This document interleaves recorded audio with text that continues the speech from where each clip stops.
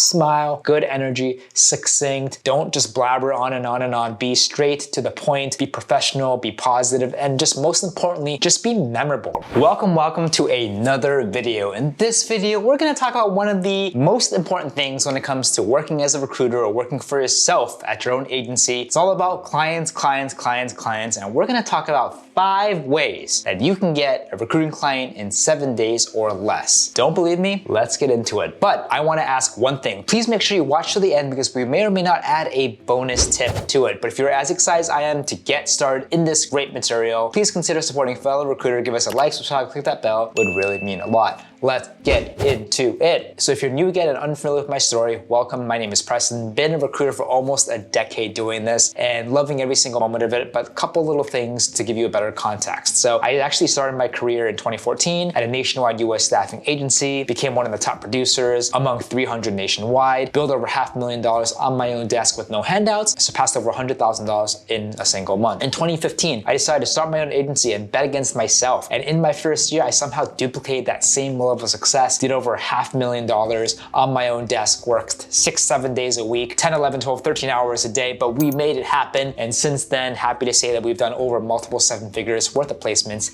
to date. But before we get started, just a quick little FYI, this is honestly based on my own experience. I hope that it helps. If it doesn't, no biggie. I just hope that it provides you value, if anything, entertainment, and maybe one day you can learn from this, level up, crush it, and we can work together. So tip number 1, as common sense as it is, email is a tried and tested and very pivotal tool that you need to use when it comes to client outreach. A couple things that you need to do if you want to do email successfully. Number 1, you have to research really well. What does that mean? You have to find the companies. You have to find decision makers in those companies. You have to make sure that the companies are actually hiring positions within your own niche. Once you do that, then you want to make sure you have the necessary preparations and personalizations in your outreach when it comes to sending them out. You want to make sure that you are crystal clear with your value prop. What do I mean by value proposition? What about you makes you different from anyone else? And if you think that you don't have anything that makes you stand out, especially if you're starting out and you kind of feel like you have to fake it till you make it, the easiest thing is going back to this previous sentence up on the slide, niche. It's really important to be absolutely specialized. If there's one thing you're confident about speaking, it's about your niche. How do I know if I can be confident talking about niche? Well, if you're a software engineer and you want to start your own staffing agency focused on software engineers, you could talk about it, right? If you are someone who previously was a designer or marketing and then you want to be able to create staffing agencies deliberately focused in marketing design, that's a great way to be confident about it. Or what if you want to start a staffing agency on a niche that you don't have professional experience with? Perhaps maybe it's an area of passion or interest, or maybe it's just something that really fascinates you that you can just learn and absorb as much as you can so that you can then talk confidently about. Stuff like that is really important when it comes to talking to clients because credibility and confidence is everything, especially when you're starting out. Even in email, when you're not talking face to face, you have to come crystal clear on who you are,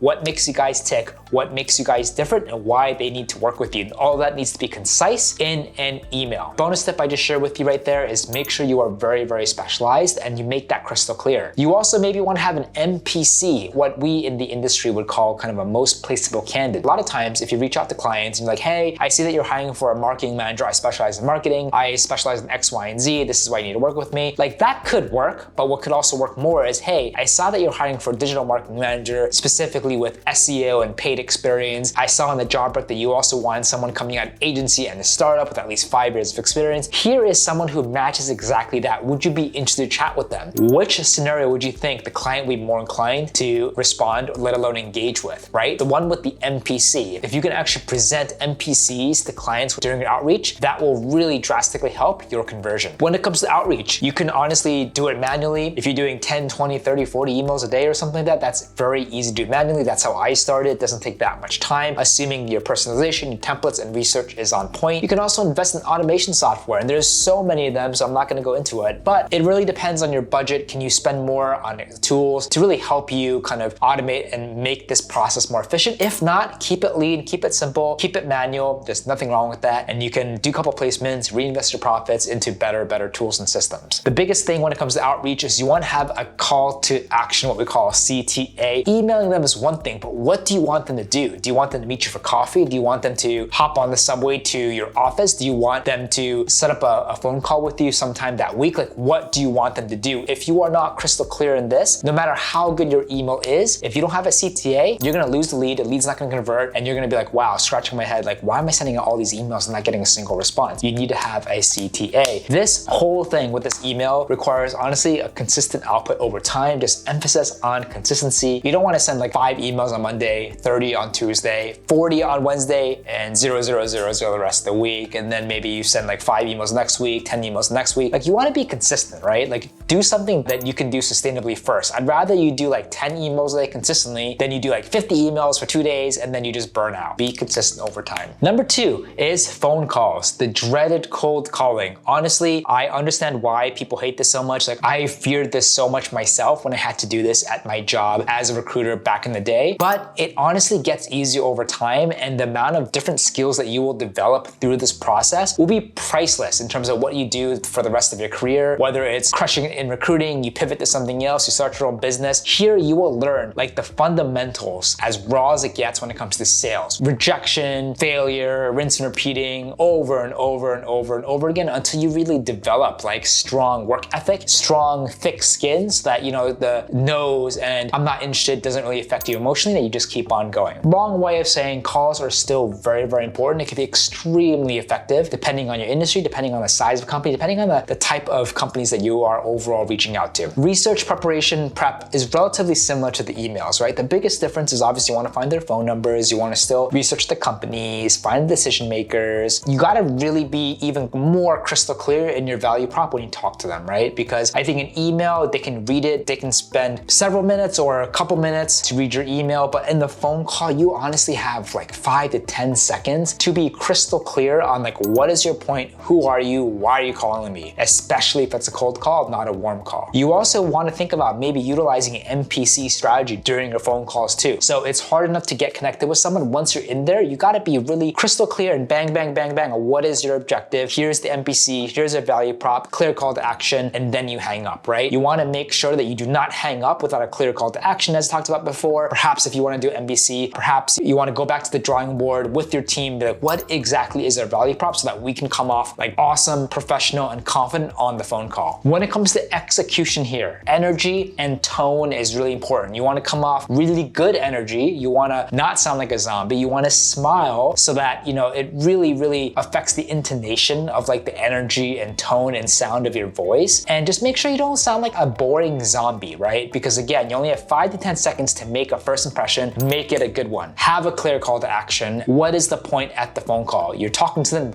great. First win. You're value propping them, awesome. Maybe you picked up that role. Then what? Like, are you gonna send them an agreement? Are you gonna meet them for coffee? You're gonna invite them to the office? Like, schedule something before you hang that up. When it comes to what this would require to see ROI in your efforts, like, it's all about consistent output over time. Number 3, LinkedIn message. This is something that I see is gaining more and more popularity, especially if you're in LinkedIn. If you're recruiting in an industry that uses LinkedIn, and I can't really picture an industry that doesn't use LinkedIn, I think there are some industries where LinkedIn is like the awesome tool, and there are other industries where LinkedIn could be like a great supplemental tool when it comes to clients and candidates, right? It really depends on your business and your business model. But LinkedIn messages are also a great way to reach out to people. It's the biggest professional social network on the planet. Most likely, if you're reaching out to white-collar jobs, tech jobs, legal finance jobs, the person you are looking for is most likely on LinkedIn, and most likely you're able to ping them via the platform. And the coolest thing about this is it's more personal, right? Because like, unlike emails where you just see words and voices, and calls, which are a little bit better, but you only hear like someone's voice, LinkedIn message, you kind of see someone's picture, and they have the ability to click on your picture to go to your profile and learn a little bit more about you before they decide to respond. So it gives them more like a contextual, like personal experience that you normally wouldn't get through like a regular email. Now, through LinkedIn message, it's very similar to an email, but the biggest difference is that you just have to say less. Like, the messages are smaller, so you just got to be more concise. Like, what is your objective? How am I going to elicit response or engagement from the end user here, or the end client or customer? What is your value prop? Maybe you wanted to do an NPC. Maybe, you know, you have a very clever way of explaining like how you can provide value or be of service to them. You have to be even more succinct and efficient with your messaging here. Again, make sure you have a clear call to action, because that really helps a lot. What this would require, again, is just consistent consistent output over time. And if there's any takeaway and theme that you're learning from this and the previous two others, is outreach, developing new clients is not a one-off thing. It's something that just happens over and over, whether full-time or you're hiring someone to do it full-time, you're hiring someone to do it part-time, you're outsourcing it, you're doing it yourself. It requires consistent effort to see consistent results. Now, the first three that I shared are the most common online methods that you can use. People ask me all the time, like, what is more effective? What is more useful? What will give me the best results? Honestly, it's hard to say depending on your business, who you're reaching out to, the companies, the industry. Some industries, it's easier to cold call. Others, it's much harder to cold call because they don't have phone numbers. Others, it's much easier to do LinkedIn message or emails. The point is you have to try, test, possibly maybe even use a combination and see what works, and whatever results that you're getting, if it's a positive one, you double down on it so that you can create more of those wonderful results. Now, the next one,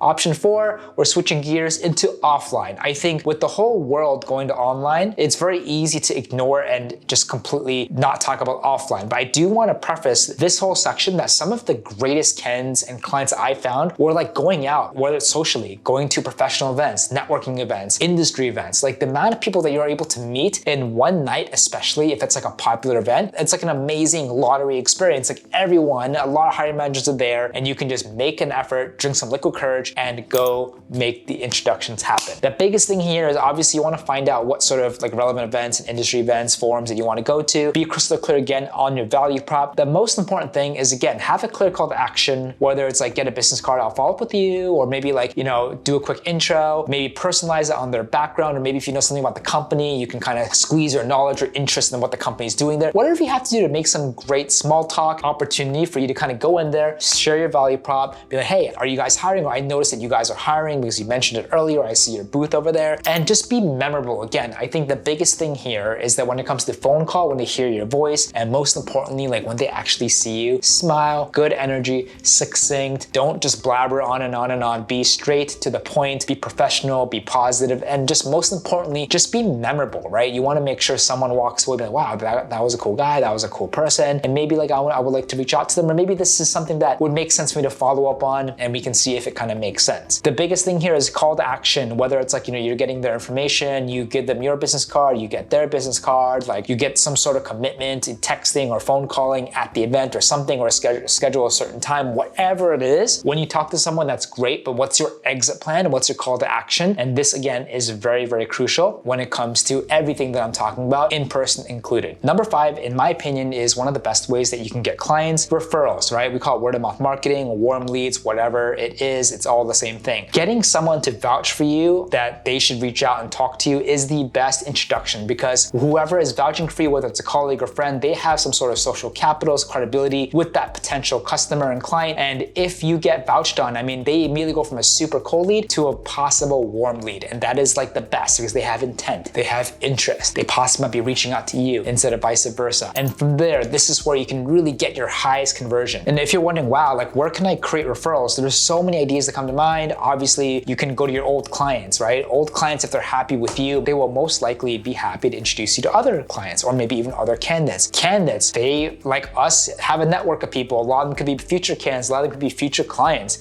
so on and so forth. Your people in your network, especially if you're on LinkedIn, if you see connections to companies, connections to this client or customer you're trying to reach out to, then you want to maybe ask your network to make you an intro so you can have a better in to this person than as if like you were reach out to them directly, right? All in all, what really helps here is that utilize and maximize every opportunity. When you're just talking to candidates, for example, at like a qualification call, don't just collect their info and then hang up. Also pitch them who you are. Also pitch them the other roles that you do. They can potentially introduce you to other candidates. They could potentially introduce you to other clients. Same thing with clients too. Whether you're working with one, don't be afraid to ask clients to introduce to other clients. I think where this can really help is that you're asking clients that you've done placements before, so they know what it's like to work with you, they experience some sort of positive ROI or outcome, and then they're more than happy to make the introduction. But the point is, don't be afraid to ask, because if you never ask, you will just never get. So create opportunities to always like end each interaction or touch point with clients, candidates, hiring managers, people in your network, for them to be able to create more opportunities and more interactions with more people. So I hope you enjoyed those 5, but as you heard from the beginning of the video, I'm happy to share a bonus, a number 6 with you all. And that is, you can join for the first time in my career our private community. You can join for the first time that I'm offering this in my career, our private community. Preston, what is this private community? Well, good question. Let me share this with you. In our private community, in our private groups, you will be able to access not only my and my team's personal open roles, but also the open roles of the groups as well. So you never have to worry about not having enough roles to work on. Because I know when it comes to working for yourself on a staffing side, one of the hardest things that you can do is getting clients. And we're going through so much economic headwind right now with interest rates, inflations. Companies are really tightening up their belt. And so if you've been watching my videos for a long time, I'm all about collaboration instead of competition. The pie is big enough where we can all win, make money, but most importantly, do it together instead of just hoarding clients and candidates and being super productive and not wanting to work with everyone. I'm the exact opposite. I think it's a lot more fun and fulfilling to work with other like-minded individuals like myself, where we can work together, make money together, and have a great time together. So the biggest thing, especially if you're a solo, part-time, you're struggling to get clients, is this is the biggest value our group will give you. You will have a lot of roles to work on so that you don't have to be desperate to work on one role with a horrible client. You can really pick and choose and go at your own pace with a lot of different types of roles that we offer. Speaking of different types of roles, if you're like, oh, Preston, like I'm super like niche in engineering, or I'm super niche in healthcare or electrical engineering or marketing, and I don't think that I'll be able to work on any of your roles. The thing is, we have been making a lot of progress with our teams to be able to get a wide variety of roles that hopefully most of you would be able to work. And so if you're concerned about that, don't worry, I got your back. Now, again, it's all about collaboration versus competition. In my vision, it really will help your desk. It'll help stabilize your business in this rocky, turbulent market that we're going through, and ultimately, hopefully, make you some more money together. This group and this community is perfect for all types of recruiters. Experienced, starting out, solo, part-time, those that are full desk, those that are really good on one side on the client side, or maybe the other side, the candidate side. You can do everything here. This is also open for recruiters around the world. To me, it does not matter if you're specialized, you have a specific database. If you have really good recruiting fundamentals, you know exactly how to recruit, source, outreach, qualify people based on crystal clear criteria, I honestly believe that you can also find success tremendously in our group here as well. Not just that, it's not all about splits and making money. We're also gonna have weekly, monthly calls. We can hold each other accountable. We can chill together, trainings, we can have events, and so much more planned, not just for the rest of this year, but also next year and beyond. If you are as excited as I am to enter this, I would love nothing more than to have the opportunity and chance to work with you directly. Please make sure you take action and click on that link in the description box as soon as you can, because we're only going to be opening up a limited number of spots at a time just to preserve the community at a given time. So I'm excited to share this with you. It's the first time we're doing this in my career. I hope you guys are excited. I hope to work with you. I hope to meet you, get to know you more, and hopefully crush a lot of placements together for the rest of this year and for next year. So guys, I hope you enjoyed this video. I was able to share 5 tips and 1 bonus one. Super pumped about our groups, super pumped about our community, and I'll see you on the inside, and I'll see you on the next video.